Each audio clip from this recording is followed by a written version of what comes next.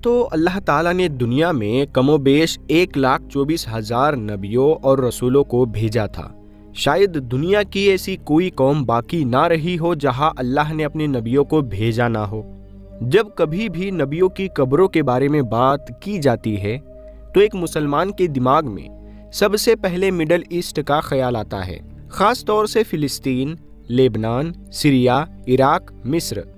ये कुछ ऐसे देश है कि मानो हर दूसरे तीसरे शहर में या फिर उनके कस्बों के अंदर किसी न किसी मशहूर नबी की कब्र मौजूद है। मगर क्योंकि जैसा कि हम जानते हैं कि एक सच्चाई तो ये भी है कि मिडल ईस्ट के इन खास इलाकों के अलावा भी दुनिया के अलग अलग इलाकों में इतिहास के अलग अलग वक्त पर बेशुमार नबी और रसूल भेजे गए हैं। तो इसीलिए दुनिया के बाकी इलाकों में भी अलग अलग नबियों की कब्रें या फिर ऐसी कब्रें ज़रूर नज़र आती है कि जिनको किसी न किसी नबी से जोड़कर देखा जाता है। अब अगर यहाँ पर ख़ास तौर से इंडिया या फिर यूनाइटेड इंडिया, मतलब के जिसमें कभी पाकिस्तान, बांग्लादेश भी शामिल हुआ करता था, उसकी बात कर ली जाए तो यहाँ पर भी बेशुमार नबियों की कब्रें मौजूद है। बल्कि कुछ कब्रें तो ऐसी है कि जिनको ऐसे ऐसे मशहूर नबियों के साथ जोड़कर देखा जाता है कि जिनका नाम सुनकर आप लोगों को वाकई में बहुत ज़्यादा हैरानी होगी। अगर हम भारत के अंदर की नबियों की कब्रों की बात करें तो हमें शुरुआत उत्तर प्रदेश के मशहूर शहर अयोध्या से ही कर लेनी चाहिए, जहां पर बाबरी मस्जिद हुआ करती थी।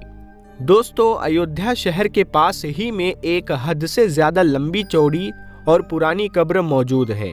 जिसके बारे में लंबे वक्त से ये दावा किया जाता रहा कि ये किसी और की कब्र नहीं है बल्कि मशहूर पैगंबर हज़रत शीस अलैहिस्सलाम की कब्र है, जो ना सिर्फ इस दुनिया के सबसे पहले इंसान हज़रत आदम अलैहिस्सलाम के बेटे थे बल्कि दुनिया के दूसरे नबी भी थे। वैसे तो यहाँ पर हाजिरी देने के लिए या फिर इस कब्र की ज़ियारत करने के लिए बड़ी तादाद में लोग पहुँचते ही है, मगर जहाँ तक मामला कब्र की हकीकत का है, मतलब सबूतों का है, तो कड़ी मेहनत कर लेने के बावजूद भी ऐतिहासिक किताबों में ज़्यादा कुछ नज़र नहीं आता है। बल्कि इस कब्र से जुड़ी हुई जितनी भी मालूमात है वो सब वही है कि जो लोकल लोगों में रिवायती तौर पर, मतलब कि नस्ल दर नस्ल ट्रांसफ़र होकर हम तक पहुंचती है। हाँ, ये बात अलग है कि इतिहास की एक मशहूर किताब आईन अकबर में इसका जिक्र मौजूद है, लेकिन उससे भी ये कब्र वेरीफाई नहीं हो जाती, क्योंकि उसमें भी सिर्फ यही मेंशन किया गया है कि अयोध्या के पास एक लंबी सी कब्र है जिसके बारे में लोकल लोगों का ये अकीदा है कि ये मशहूर पैगंबर हज़रत शीस अलैहिस्सलाम की कब्र है।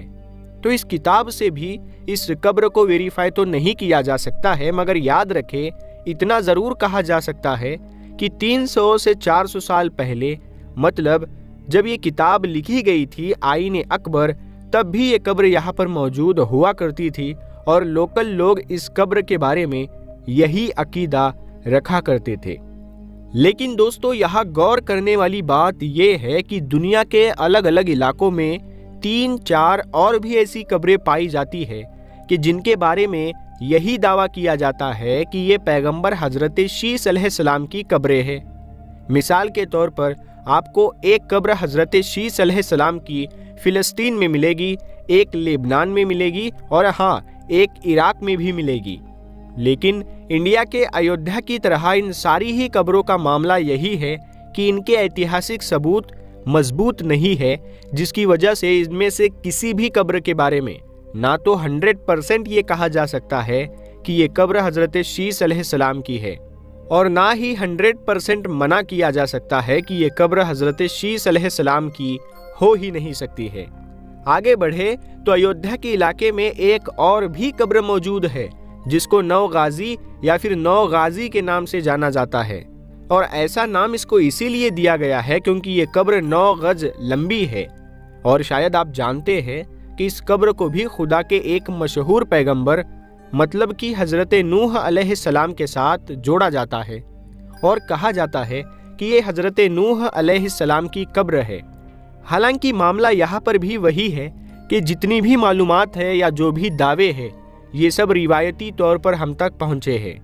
वरना कोई भी लिखा हुआ ऐतिहासिक सबूत मौजूद नहीं है। इसके उलट टर्की, लेबनान और अजरबैजान जैसे इलाकों में कई अलग अलग ऐसी कब्रें भी आपको मिल जाएंगी कि जिनके बारे में भी यही दावा किया जाता है।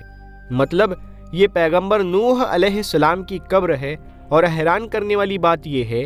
कि भले ही इन सारी कब्रों के बारे में भी ऐतिहासिक सबूत मजबूत ना हो, लेकिन अगर हज़रत नूह अलैहिस्सलाम के दौर के वाक़ियात पर नज़र डाली जाए,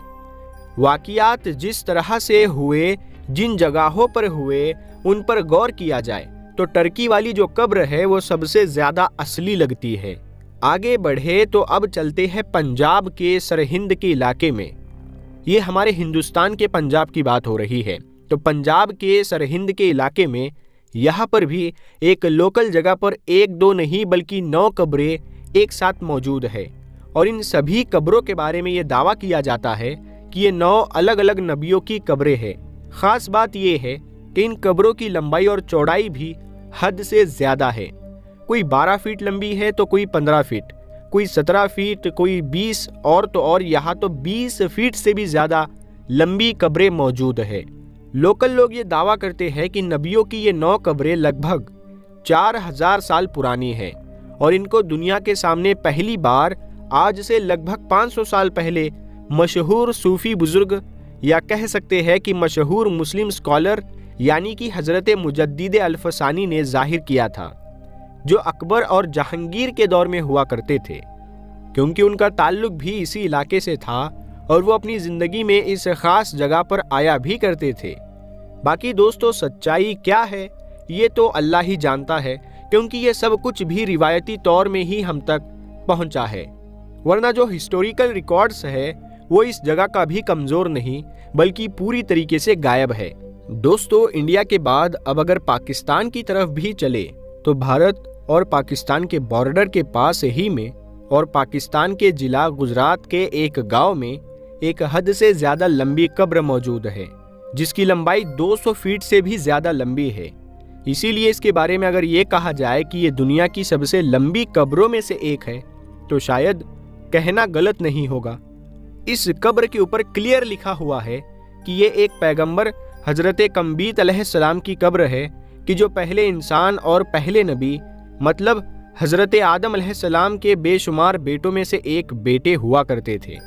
इसके अलावा पाकिस्तान में एक और भी बहुत ज़्यादा लंबी कब्र मौजूद है जिसके बारे में दावा किया जाता है कि ये हज़रत हाम की है। दोस्तों वही हज़रत हाम कि जो हज़रत नूह अलैहिस्सलाम के उन 3 बेटों में से एक थे कि जिन 3 बेटों से ही तूफ़ान नूह के बाद इस दुनिया की नस्लें आगे बढ़ी थी। इसके अलावा पाकिस्तान में एक कब्र हज़रत अमनून अलैहिस्सलाम के नाम से भी है, जिनके बारे में दावा किया जाता है कि ये हज़रत दाऊद अलैहिस्सलाम के बेटे थे। इसके अलावा पाकिस्तान के और भी अलग अलग इलाकों में ऐसी बहुत सारी कब्रें मौजूद है जिनके बारे में ये दावा किया जाता है कि ये नबियों की कब्रें हैं और इनमें से ज़्यादातर तो ऐसी है कि जिन पर नबियों के जो नाम लिखे हुए हैं वो आम तौर पर दुनिया के लोग जानते भी नहीं हैं। मगर हाँ, वो 2 कॉमन चीज़ें हैं कि जो आपको इंडिया और पाकिस्तान की इन सारी ही कब्रों में नज़र आएंगी। वो ये है कि पहली चीज़ तो ये कि ये सारी की सारी कब्रें हद से ज़्यादा लंबी है। मतलब आज के दौर के अगर इंसान की कब्रों को देखा जाए तो उससे तो कई गुना बड़ी है। और दूसरी चीज़ ये कि इन सभी की रिटर्न हिस्टोरिकल रिकॉर्ड कोई भी मौजूद नहीं है। ज़्यादातर कब्रों की जो इन्फॉर्मेशन है वो नस्ल दर नस्ल से ही एक दूसरे तक पहुंचती आई है। यही वजह है कि हमेशा से ही लोगों के लिए भी इनमें से किसी भी कब्र के बारे में कोई एक आखिरी राय कायम कर लेना मुश्किल रहा है। मतलब इन कब्रों को ना तो 100% सही माना जा सकता है और ना ही 100% नकारा जा सकता है। बाकी दोस्तों आप लोग इन सारी कब्रों के बारे में क्या सोचते हैं, या कुछ और भी ऐसी नबियों की कब्रें हैं जो भारत, पाकिस्तान, बांग्लादेश में हैं लेकिन इस वीडियो में नहीं बताई गई है? अगर आप लोगों की नॉलेज में ऐसी कोई कब्र है तो कमेंट बॉक्स के ज़रिए हमें ज़रूर बताइएगा। प्यारे दोस्तों इस दुनिया में जितने भी धर्म या मजहब पाए जाते हैं सबको 2 हिस्सों में बांटा जाता है, यानी 2 कैटेगरी में डिवाइड किया जाता है। پہلی کیٹیگری کو آسمانی مذاہب کے نام سے جانا جاتا ہے، جبکہ دوسری کیٹیگری کو ہندوستانی دھرموں کے نام سے جانا جاتا ہے۔ آسمانی ریلیجن میں خاص طور سے مسلمان، یہودی اور عیسائیوں کو گنا جاتا ہے، اور یہ وہ مذہب ہے جن کے اندر آسمانی کتابوں کے اندر یقین رکھا جاتا ہے، اور ساتھ ہی ساتھ پیغمبروں کے آنے پر بھی یقین رکھا جاتا ہے۔ مطلب تینوں دھرم کو فالو کرنے والے لوگ نبیوں اور رسولوں پر یقین رکھتے ہیں کہ جو خدا کی طرف سے وقت وقت پر ضرورت کے حساب سے ہماری دنیا کے الگ الگ علاقوں میں بھیجے گئے تھے، یعنی دنیا کو سیدھا راستہ دکھانے کے لیے، لوگوں کو برائیوں سے بچا کر اچھائیوں کی دعوت دینے کے لیے ان تینوں ہی دھرموں کو یعنی آسمانی مذہبوں کو ابراہیمی مذہب کے نام سے بھی جانا جاتا ہے۔ وہ اسی لیے کیونکہ ان تینوں ہی مذہب کا کنیکشن کسی نہ کسی طور سے اوپر جا کر اللہ کے ایک مشہور پیغمبر حضرت ابراہیم علیہ السلام سے جڑ جاتا ہے۔ جی ہاں دوستو، وہی ابراہیم علیہ السلام جن کو جہاں ایک طرف مسلمان ابراہیم علیہ السلام کہتے ہیں اور وہی دوسری طرف یہودی اور عیسائی ابراہم کے نام سے بھی جانتے ہیں۔ اور پیارے دوستو، وہی دوسری طرف اگر بات کریں ہندوستانی دھرموں کی، تو ان میں سے خاص طور سے گنتی ہوتی ہے ہندوازم، سکھزم، جینزم اور بدھزم جیسے دھرموں کی، اور ان کو ہندوستانی دھرم اسی لیے کہا جاتا ہے کیونکہ ایتہاسک طور پر ان کا کنیکشن سیدھے طور پر ہندوستان کی سرزمین سے جڑ جاتا ہے۔ مگر پیارے دوستو، آپ لوگ اگر اسلام کی سب سے مقدس کتاب قرآن کریم کو پڑھیں گے تو آپ کو پتہ چلے گا کہ حضرت محمد صلی اللہ تعالیٰ علیہ وسلم اسلام کے آخری پیغمبر تھے، یعنی ان کے بعد اب کوئی بھی نبی اور رسول نہیں آئے گا، اور جب کوئی نبی اور رسول نہیں آئے گا تو ظاہر سی بات ہے کوئی آسمانی کتاب بھی نہیں آئے گی۔ مگر یاد رہے دوستو، اس سے پہلے دنیا میں بے شمار نبی اور رسول آ چکے ہیں، جن میں سے زیادہ تر پر تو عیسائی اور یہودی دھرم کے لوگ بھی یقین رکھتے ہیں، اور یہاں تک کہ حدیث اور کچھ ایتہاسک کتابوں میں یہ بات بھی صاف طور پر بتائی جاتی ہے کہ آخری پیغمبر حضرت محمد صلی اللہ تعالیٰ علیہ وسلم تک ہماری اس دنیا میں کم و بیش 1,24,000 نبیوں کو بھیجا گیا تھا، اور ان میں سے صرف 25 نبیوں کا نام ہی قرآن شریف کے اندر موجود ہے۔ اس کے علاوہ اگر ہم لوگ سبھی حدیث کی کتابوں کی مدد لیں، ایتہاسک کتابوں کی بھی مدد لیں، اور یہاں تک کہ ہم لوگ یہودیوں اور عیسائیوں کے سارے کتابوں کی مدد لے لیں، تب بھی زیادہ سے زیادہ 100 نبیوں کے ناموں کو ہی ڈھونڈ سکیں گے، یعنی کہ ڈیٹیل کے ساتھ ہم بہت کچھ زیادہ سے زیادہ 100 نبیوں کے بارے میں ہی جان سکیں گے۔ مگر ہاں، ان تمام چیزوں کے باوجود بھی اس بات میں کوئی شک نہیں ہے کہ قرآن کے مطابق ہر دور میں دنیا کی ہر قوم میں ایک نہ ایک نبی تو ضرور بھیجا گیا ہے۔ اس دنیا میں جہاں بھی آبادی رہی ہے، جہاں جہاں پر بھی انسان رہا ہوا ہے، جہاں جہاں پر بھی چھوٹی بڑی قومیں آباد رہی ہے، وہاں پر ان کی ہدایت کے لیے اللہ کی طرف سے ایک نہ ایک نبی رسول بھیجا گیا ہے۔ مگر دوستو، ہمیں جب بھی کبھی یہ بات بتائی جاتی ہے تو سب سے بڑا سوال یہ پیدا ہوتا ہے، جو ہمارے دماغ میں سب سے پہلے جو آتا ہے وہ یہی ہوتا ہے کہ اگر دنیا کے ہر علاقے میں نبی آئے ہیں، ہر قوم میں ایک نبی کو بھیجا گیا ہے، تو آخر پھر ہمارے خود کے علاقے ہندوستان میں کون سے نبی آئے تھے؟ کیونکہ عام طور پر جہاں دنیا کے زیادہ تر علاقوں میں آنے والے نبیوں اور رسولوں کے ذکر سے کتابیں بھری پڑی ہے، دوسری طرف ایتہاسک کتابوں میں ایسا کوئی ٹھوس ثبوت نہیں ملتا ہے کہ جس سے یہ ہم مان سکے کہ ہمارے دیش بھارت کے اتہاس میں کبھی کوئی نبی یا رسول آئے ہو کہ جنہوں نے اپنی زندگی کا ایک لمبا وقت ہمارے اس علاقے میں گزارا ہو، اس علاقے کے لوگوں کے بیچ میں رہے ہو اور لوگوں کو نیکی کی دعوت دی ہو۔ تو پیارے دوستو، ہم آپ کو اتہاس کی مدد لے کر یہ بتانے کی کوشش کریں گے کہ ہمارے بھارت دیش میں اللہ کے کون سے نبی یا پھر رسول آئے تھے، کوئی آئے بھی تھے یا پھر نہیں آئے تھے۔ اگر کوئی نبی آئے تھے تو ان کا نام کیا تھا اور وہ کون سے دور میں آئے تھے؟ پیارے دوستو، سب سے پہلے تو ہم آپ کو یہ بتاتے چلے کہ آپ میں سے جتنے بھی لوگوں کے دماغ میں اکثر یہ سوال آتا رہتا ہے اور ان کو پریشان کرتا رہتا ہے تو ان سبھی کو یہ جان کر حیرانی ہوگی ہماری دنیا کے سب سے پہلے پیغمبر جو تھے، پیغمبر ہونے کے ساتھ ساتھ دنیا کے سب سے پہلے انسان بھی تھے کہ جن کو ہم لوگ آدم علیہ السلام کے نام سے جانتے ہیں، وہ دراصل خود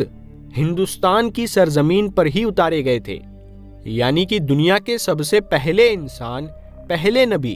ہندوستان میں ہی آئے تھے۔ اس دور میں حضرت آدم علیہ السلام کو ہندوستان کے علاقے کی جس پہاڑی پر اتارا گیا تھا، دراصل آج کے دور میں وہ سری لنکا میں موجود ہے، اور آج بھی اس کو ایڈم پیک کے نام سے جانا جاتا ہے، اور یہاں تک کہ آج تک وہاں پر ان کے قدم مبارک کے نشان موجود ہے۔ آدم جو ورڈ ہے یہ نہ تو کسی عربی زبان کا ہے اور نہ ہی فارسی زبان کا ہے، بلکہ وہ تو سنسکرت زبان کا ہے۔ جی ہاں دوستو، وہی سنسکرت زبان جو پچھلے ہزاروں سالوں سے ہندوستان ہی کی زبان مانی جاتی ہے۔ سنسکرت میں آدم کا مطلب ہوتا ہے پہلا شروعاتی یا پھر اوریجینل، اور یہی وجہ ہے کہ ہم لوگوں کو بھی آدمی کہا جاتا ہے، جس کا مطلب ہوتا ہے آدم کی اولاد۔ اتنا ہی نہیں دوستو، اگر آپ لوگ تھوڑی اور گہرائی سے اسے دیکھیں گے تو آپ کو پتہ چلے گا جس طرح کی چیزیں ابراہیمی ریلیجنوں میں پائی جاتی ہے، یعنی کہ جس طرح کے واقعات عیسائیوں، یہودیوں اور مسلمانوں کے کتابوں میں موجود ہوتے ہیں، نبی اور رسولوں سے جڑے ہوتے ہیں، بالکل اسی طرح کی کچھ چیزیں ہندوؤں کی کتابوں میں بھی پائی جاتی ہے۔ آدم علیہ السلام اور ان کی بیوی حضرت حوا سے جڑے جو واقعات ہم پڑھتے ہیں، بالکل اسی طرح کا واقعہ ہندوؤں کی کتابوں میں بھی موجود ہے، مگر ہاں ان لوگوں کے یہاں ان دونوں کے نام کو الگ الگ ناموں سے جانا جاتا ہے، جیسے سویمبھو اور شتروپا کے نام سے جانا جاتا ہے۔ پیارے دوستو، بات یہی پر ہی ختم نہیں ہوتی۔ مثال کے طور پر بھارت اور سری لنکا کے بیچ میں موجود اس بریج کو ہی لے لیجئے۔ اس بریج کو ایک طرف جہاں مسلمان اور یہودی اور عیسائی حد سے زیادہ اہمیت دیتے ہیں، تو وہی دوسری طرف ہندو دھرم میں بھی اسے پوتر مانا جاتا ہے۔ ہندو اس بریج کو رام سیتو کے نام سے جانتے ہیں۔ ان کے مطابق یہی وہ بریج ہے جس کی مدد سے ان کے بھگوان شری رام اور سیتا کو بچانے کے لیے بھارت سے سری لنکا میں داخل ہوئے تھے۔ وہی دوسری طرف عیسائی، مسلمان اور یہودی اس بریج کو ایڈم بریج کے نام سے جانتے ہیں اور اس کو سیدھے طور پر حضرت آدم علیہ السلام سے جوڑتے ہیں۔ ان کے مطابق یہی وہ بریج ہے جس کی مدد سے حضرت آدم علیہ السلام سری لنکا سے بھارت میں داخل ہوئے تھے۔ مگر دوستو، ان تمام چیزوں سے الگ ہٹ کر جو سب سے زیادہ حیران کر دینے والی چیز جو ہے، وہ دراصل حضرت نوح علیہ السلام کا اتہاس ہے، کیونکہ زیادہ تر لوگ جو ایسے اتہاس میں مہارت رکھتے ہیں اور اس ٹاپک پر ریسرچ کرنے کی کوشش کرتے ہیں، ان کے قلم کی نوک بھی حضرت نوح علیہ السلام پر جا کر ہی ٹھہر جاتی ہے، اور وہ یہ بھی کہنے پر مجبور ہو جاتے ہیں کہ ہو نہ ہو حضرت نوح علیہ السلام کا ہندوستان یعنی بھارت کے ساتھ کوئی گہرا رشتہ ہے۔ کیونکہ دوستو، آپ کو جان کر حیرانی ہوگی، جن پیغمبر حضرت نوح علیہ السلام کو مسلمان، عیسائی، یہودی مانتے ہیں، اور طوفان سے جڑا جو ان کا واقعہ جو مشہور ہے، جو اپنی اپنی کتابوں میں وہ پڑھتے ہیں کہ کس طرح سے حضرت نوح علیہ السلام کے دور میں دنیا کا سب سے بڑا طوفان آیا تھا، جس طوفان میں پوری دنیا غرق ہو گئی تھی۔ مگر اس طوفان کے آنے سے پہلے ہی اللہ تعالیٰ کی طرف سے حضرت نوح علیہ السلام کو بتا دیا گیا تھا، نہ صرف بتایا گیا تھا بلکہ ایک کشتی بنانے کا حکم بھی دیا گیا تھا، جس کشتی میں بیٹھنے والے لوگ اس خطرناک طوفان سے بچ گئے تھے۔ بالکل اسی طرح کا واقعہ ہندوؤں کے ویدوں میں بھی پایا جاتا ہے، مگر ہندوؤں کی پوتر کتابوں میں اس کیریکٹر کو نوح نہیں بلکہ منو کہہ کر پکارا گیا ہے، یعنی بڑے سیلاب والا منو، اور باقاعدہ یہ واقعہ بھی مینشن ہے کہ کس طرح سے اس بڑے سیلاب سے بچنے کے لیے منو نے کشتی بنائی تھی۔ ساتھ ہی ساتھ ہم آپ لوگوں کو یہ بھی بتاتے چلے، سنسکرت زبان میں نوح کا مطلب کشتی والا ہوتا ہے۔ اس کا مطلب ہے بالکل اسی طرح سے جس طرح سے عربی زبان میں بھی اس کا مطلب کشتی والا ہی ہوتا ہے، اور یہی وہ ساری چیزیں ہیں جو اتہاس کاروں کو یہ سوچنے پر مجبور کرتی ہے کہ ہو نہ ہو پیغمبر حضرت نوح علیہ السلام کا ہندوستان کی سرزمین سے کوئی گہرا رشتہ ضرور ہے۔ یا تو خود حضرت نوح علیہ السلام ہی اس علاقے میں آئے تھے یا پھر جس دوسرے علاقے میں حضرت نوح علیہ السلام ہوا کرتے تھے اس علاقے کے کچھ لوگ بعد میں ہندوستان کی طرف آ کر آباد ہو گئے تھے۔ دوستو، ہندوستان میں قریب 100 کروڑ ہندو آبادی رہتی ہے، تو پھر اب ہم یہ جانیں گے کہ ہندو کس نبی کی امت ہے۔ پیارے دوستو، جیسا کہ ہم نے آپ کو بتایا کہ ہندوستان میں حضرت آدم علیہ السلام بھی اتارے گئے تھے اور نوح علیہ السلام کا بھی اتہاس سے ملتا جلتا اتہاس ضرور دیکھا جاتا ہے۔ تو پیارے دوستو، قرآن کریم میں اللہ تعالیٰ فرماتا ہے کہ ہم نے ہر قوم کے اندر نبی اور ڈر سنانے والا بھیجا ہے، اور پھر حدیث مبارکہ سے ہمیں یہ بھی پتہ چلتا ہے کہ پوری دنیا کی ہر قوم، ہر ایک جگہ جہاں انسانیت آباد تھی وہاں 1,24,000 پیغمبر بھیجے گئے، لیکن ان میں سے صرف 25 کا ہی ذکر ہمیں قرآن میں ملتا ہے، کیونکہ اگر ان سب کے نام اور زندگی کے کاموں کے حالات سب بیان ہوتے تو پھر قرآن عبرت کی کتاب کے بجائے اتہاس کی کتاب زیادہ معلوم ہوتی، شاید اسی لیے ان کا ذکر کرنا ضروری نہیں تھا۔ مگر آج ہندو مذہب کے ماننے والے لوگوں کا دعویٰ یہ ہے کہ ان کا ہندو مذہب مسلمانوں کے اتہاس سے بھی ہزاروں سال پرانا ہے، اور نہ ہی ہندوستان کی سرزمین پر کوئی نبی بھیجا گیا، اور ان کے پاس بھی قرآن مجید کی طرح کئی کتابیں موجود ہیں جس میں ہندو مذہب کے لوگوں کا کہنا ہے کہ ہماری کسی بھی کتاب میں کسی بھی پیغمبر یا اوتار کا کوئی ذکر موجود نہیں ہے، جو کہ ایک بہت بڑا جھوٹ ہے۔ اور سورۃ الانبیاء آیت نمبر 107 کے اندر اللہ تعالیٰ فرماتا ہے کہ ہم نے آپ کو تمام جہان کے لیے یعنی قیامت تک کے انسانوں کے لیے ہدایت بنا کر بھیجا، جس کا مطلب ہے کہ اس میں ہندوستان کی سرزمین بھی شامل ہے۔ تو پھر ہندو مذہب کے ماننے والے اس کا انکار کیوں کرتے ہیں؟ اگر ہندوستان کی سرزمین پر کوئی نبی واقعی نہیں بھیجا گیا تو پھر یہ قوم کیسے آباد ہوئی؟ اس سوال کا جواب اتہاس سے جاننے کی کوشش کرتے ہیں، اور ایسے سوال کے جواب جانتے ہیں جو تمام ہندو اسکالر دنیا سے شاید چھپاتے بھی ہیں۔ ہندو مذہب کے ماننے والے لوگوں کا یہ دعویٰ ہے کہ یہ دنیا کا سب سے پرانا مذہب ہے، اتنا پرانا کہ جب اسلام یا مسلمان لفظ کا وجود تک موجود نہیں تھا، جو کہ صحیح بھی ہے، کیونکہ کفر اور شرک کی شروعات تو اسی دن سے ہو گئی تھی جب حضرت آدم علیہ السلام کے بیٹے قابل نے حابیل کو قتل کیا تھا اور ان سے الگ ہو کر کفر اور شرک کے اندر مبتلا ہو گیا تھا۔ اور اتہاس اس بات کا بھی گواہ ہے کہ حضرت ابراہیم علیہ السلام کی قوم بھی بت پرست تھی، اور اس بات سے بھی واقف ہے کہ حضرت موسیٰ علیہ السلام کی قوم نے بھی ایک وقت پر سونے کے بچھڑے کی عبادت شروع کر دی تھی، یہاں تک کہ رسول اللہ صلی اللہ تعالیٰ علیہ وسلم کے اعلان نبوت سے پہلے کعبے کے اندر بھی 360 قسم کی مورتیاں موجود تھی، جنہیں مکہ فتح کرنے کے وقت صحابہ کرام نے توڑ توڑ کر ٹکڑے ٹکڑے کر دیا، جس سے یہ معلوم ہوتا ہے کہ بت پرستی تو دنیا کے پہلے انسان حضرت آدم علیہ السلام کی نافرمان اولاد کے بعد سے آج تک موجود ہے، مگر اس کا تعلق کسی مذہب سے نہیں بلکہ گمراہی سے ہے جو کہ شیطان ان سے کرواتا رہا ہے۔ جہاں تک ہندوستان کی سرزمین کا تعلق ہے تو یہاں پر ان لوگوں کی ہدایت کے لیے یقیناً کئی پیغمبر بھیجے گئے جن کی کچھ ٹیچنگز آج بھی صحیح حالت میں موجود ہے، مگر زیادہ تر کو بگاڑ دیا گیا،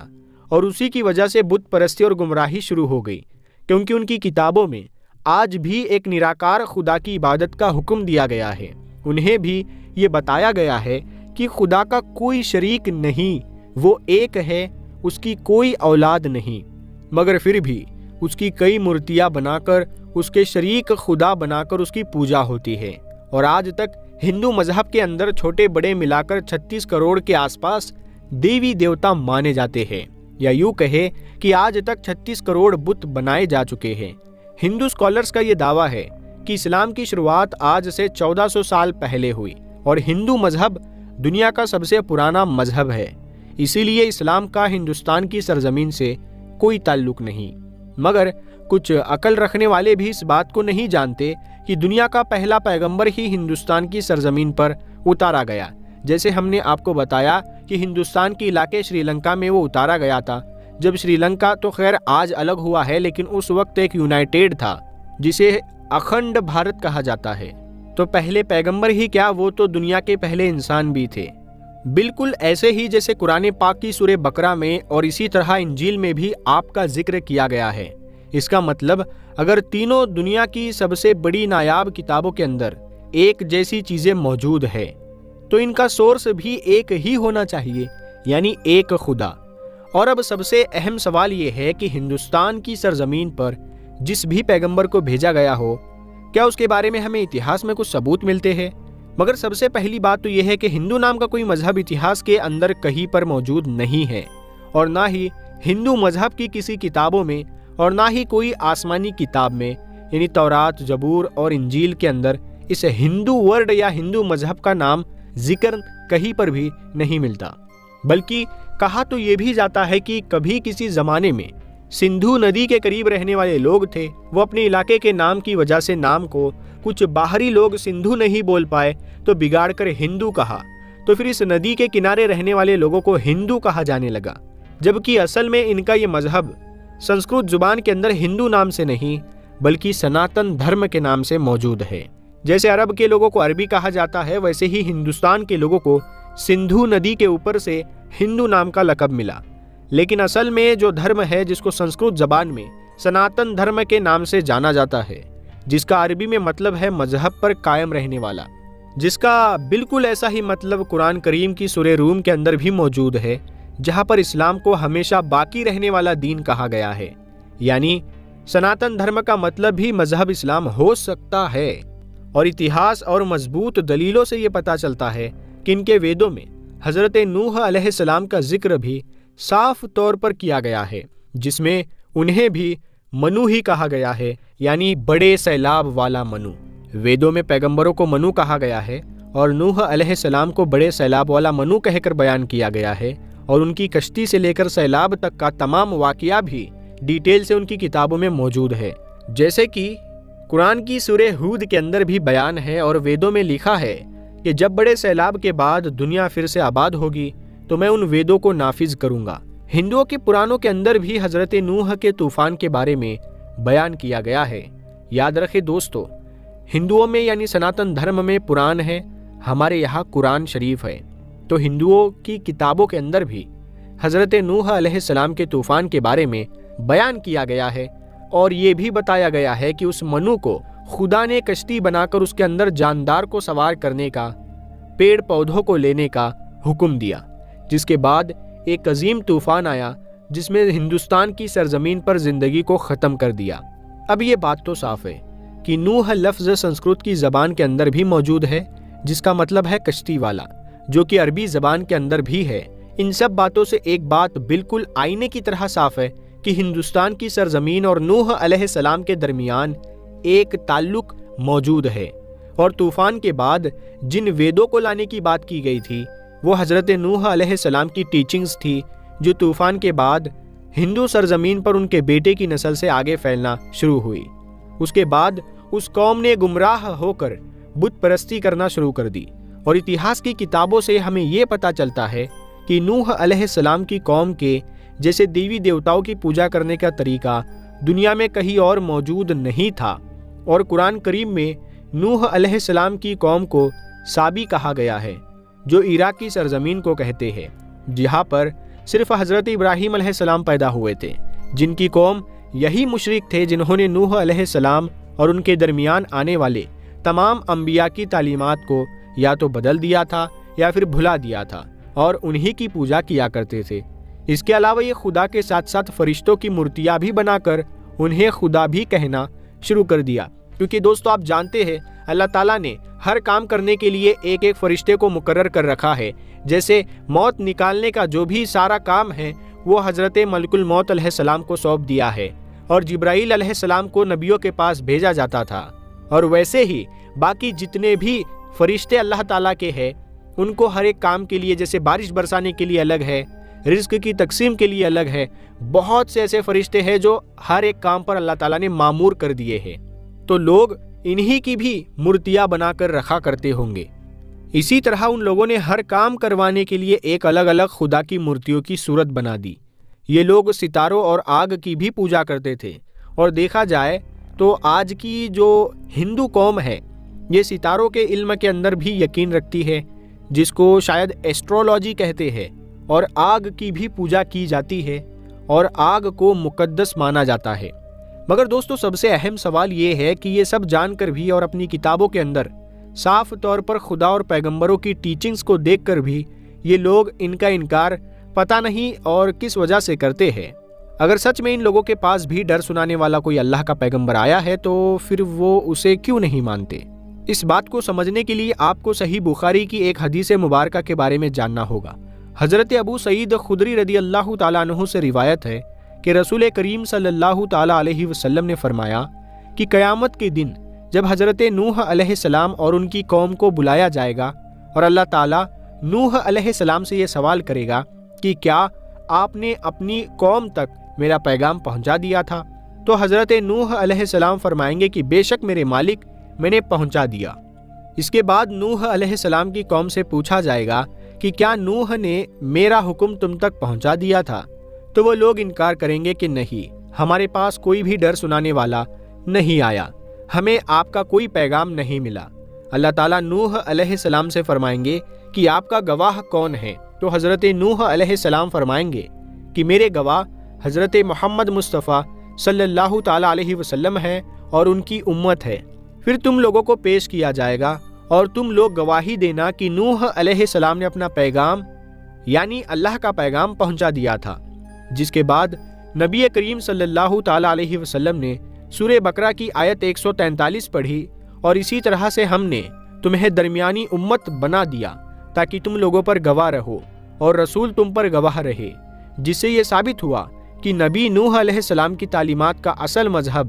اسلام ہی کی طرف جاتا ہے۔ پیارے دوستو، ہم امید کرتے ہیں کہ آپ کو ویڈیو پسند آئی ہوگی۔ اگر آپ کو کوئی بھی غلطی اس میں نظر آتی ہے تو بے شک ہمیں آپ کمنٹ کریں، ہم اسے سدھارنے کی کوشش کریں گے۔ ہم ملتے ہیں اگلی ویڈیو میں، تب تک کے لیے السلام علیکم۔